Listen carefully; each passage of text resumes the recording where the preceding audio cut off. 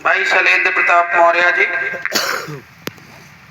आज के इस प्रांगण में सभा में उपस्थित सभी माताओं, बहनों, पिता तुल्य बुजुर्गों, युवा साथियों, आप सभी का मैं आरपी मौर्य भारतीय राष्ट्रीय पार्टी परिवार की तरफ से आप सभी को नमन एवं वंदन करता हूं। और इतनी बड़ी संख्या में आप लोग यहाँ पे उपस्थित हैं, इसके लिए और विशेष तौर से इस प्रकार के आयोजन के लिए भाई विमल कुमार मौर्य जी विशेष तौर से और उनकी पूरी टीम जो भी हमारे साथी इस कार्यक्रम को सफल बनाने के लिए लगे हुए हैं, मैं उनका तहे दिल से आभार व्यक्त करता हूं। और कोटि कोटि नमन इसलिए करता हूं क्योंकि आज जिस प्रांगण में आप बैठे हैं वो प्रांगण कोई छोटा मोटा प्रांगण नहीं है। आप लोग कल को भारत का इतिहास लिखने जा रहे हैं।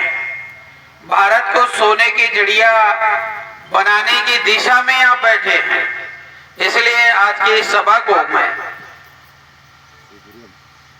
बारंबार प्रणाम करता हूं, नमन एवं वंदन करता हूं। अपनी बात आगे बढ़ाने से पहले हमारे बीच में भाई इधर आओ, भाई विमल मौर्य जी को मैं मालाओं से स्वागत करना चाहता हूं।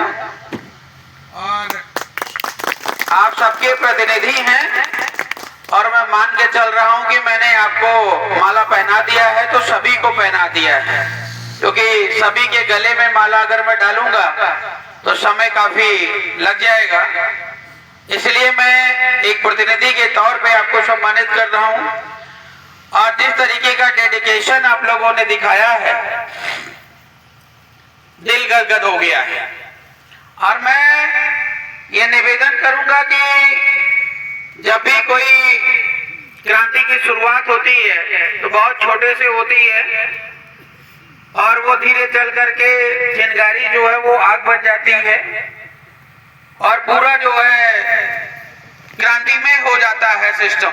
किसी भी क्रांति को आप देख सकते हैं, तो इसमें निराश हताश परेशान होने की जरूरत नहीं है कि भारतीय जनता पार्टी वाले लाखों की संख्या में भीड़ करते हैं, इसलिए वो बड़ा प्रोग्राम है, ये छोटा मोटा प्रोग्राम है। बात यहाँ पे विचारों का है और बदलाव का है, तो मैं मेन मुद्दे पर आपको लाना चाहता हूँ। साथियों, कहते हैं ना कि ताली एक हाथ से नहीं बजती है। ताली एक हाथ से बजती है? बजा के दिखाओ कोई। ताली दोनों हाथ से बजती है। तो एक हाथ तो मैं हूं, मैं का मतलब नेता, राजनीतिक दल के नेता, पॉलिटिकल पार्टी के नेता, चाहे वो बीजेपी हो, कांग्रेस हो, सपा हो, बसपा हो। और यहाँ पे अगर हर बिरादरी के लोग बैठे हैं, क्योंकि मैं पार्टी का नेतृत्व तो कर रहा हूँ, भारत देश के संविधान का मैं फॉलोवर हूँ, तो हिंदू हो, मुस्लिम हो, सिख हो, ईसाई हो, पारसी हो, कोई भी हो, हमारे लिए सब समान है। लेकिन व्यक्तिगत तौर पे मैं भगवान बुद्ध का जो है कट्टर समर्थक नहीं कहूंगा। कट्टर समर्थक का मतलब होता है कि कोई भगवान बुद्ध को अगर गाली दे दे तो उसका गला काट दो। अब होना जरूरी भी है, कट्टर लोगों की भी जरूरत है, लेकिन कट्टर इसलिए नहीं कहूंगा क्योंकि भगवान बुद्ध ही कहते हैं कि नहीं, तुमने गला काट करके जो है वो हमारा अपमान किया है। कोई भगवान बुद्ध को अगर गाली दे रहा है, क्योंकि अभी हिंदू धर्म में आप चले जाओगे तो श्री राम को कोई गाली दे देगा या कुछ अपशब्द बोल देगा।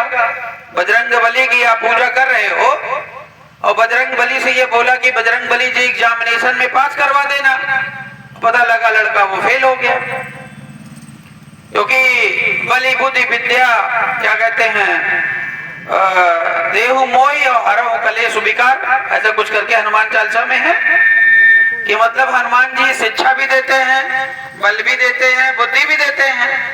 अगर मुझे शिक्षा नहीं मिली, मैं एग्जामिनेशन में फेल हो गया, तो मैं कल से बजरंग बली को नहीं मानूंगा। और नहीं मानूंगा तो हिंदू धर्म के जितने ठेकेदार हैं सब नाराज हो जाते, कहते तुमने बजरंग बली को गाली दे दी, तुमने बजरंग बली को बोल दिया, वे मारने काटने के लिए तैयार हो जाते हैं, मतलब भगवान का ठेका वो लेकर के बैठे हुए हैं। लेकिन अगर बुद्ध को मानते हैं आप, सम्राट अशोक को मानते हैं आप, तो आपको ठेका लेने की जरूरत नहीं है, क्योंकि भगवान बुद्ध का ही मार्ग अहिंसा का मार्ग है। लेकिन आपको मार्ग नहीं छोड़ना है। अगर कोई गाली दे रहा है तो उसकी गाली अगर आप नहीं लेते हो तो भगवान बुद्ध कहते हैं वो गाली लौट के उसी के पास चली जाती है। चली जाती है नहीं चली जाती है? और वो कब तक गाली देता रहेगा मुझे बताओ? थोड़ी देर के बाद वो खुद परेशान होकर के जो है थक जाएगा, हार जाएगा। और आदमी की जिंदगी ज्यादा दिनों की नहीं होती है, ये भी आप जानते हैं। किसी के पास गर्मी जो है वो ज्यादा दिनों तक रहती नहीं, ये भी आप जानते हैं। तो गर्मी जो है कुछ क्षण में उतरते ही उसका खून ठंडा पड़ जाएगा। लेकिन बुद्ध और सम्राट अशोक की विचारधारा अजर अमर है, वो कभी मिटने वाले नहीं। यहाँ इंडिया के छोड़ो यार, विदेशों में चले जाओ, लोग बुद्ध के नाम पे न जाने कौन कौन से जो है मुकाम को हासिल कर लिए। लेकिन यहाँ देश के अंदर में हम जैसे लोगों से, मानवतावादी विचारधारा के लोगों से सत्य से नफरत है। इस देश के अंदर सत्य से नफरत है। सत्य बोलोगे तो आपका मुंह बंद कर दिया जाएगा। ये हमारे देश की कहानी। लेकिन मैं समस्या बताने नहीं आया, मैं समाधान लेकर के आया हूं।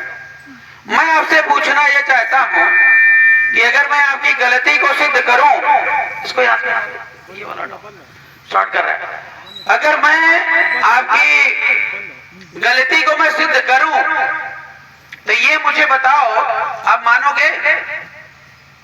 मैं एक साधारण परिवार से और एक किसान का बेटा हूं। जैसे आप लोग आलू है नहीं, टमाटर है, हाँ दूध से, तो टमाटर की खेती करते हैं। हमारे बाबा जी भी टमाटर बोते थे बढ़िया बढ़िया, और हम लोग चुपके से तोड़ के खाते थे। चुपके से का मतलब जैसे वो सोच रहे हैं कि ये पक जाएगा 2 दिन के बाद तोड़ेंगे, तो हम लोग पहले ही तोड़ ले जाते थे। तो बिल्कुल देहात से मैं बिलोंग करता हूं। पिताजी सोचते थे बेटा पढ़ लिख करके IAS PCS बनेगा। मैंने ग्रेजुएशन कर रखी 3 डिपार्टमेंट में। मैंने BSc कर रखी है, BTech कर रखी है एरोनॉटिकल इंजीनियरिंग में, और BA भी कर रखी है। उसके बाद पढ़ाई की जरूरत नहीं समझी। लेकिन अभी सामाजिक समस्याओं को देखते हुए जो है एडवोकेट मीन्स LLB करने की भी प्लानिंग बन रही है, क्योंकि कहीं पर भी केस को लड़ना पड़ जाता है तो मन मुताबिक वकील नहीं मिलता है, इसलिए वो भी चलते चलते कर लेंगे। उसके बाद पढ़ने की जरूरत नहीं समझी। क्यों? क्योंकि देश की वास्तविकता को समझ गया।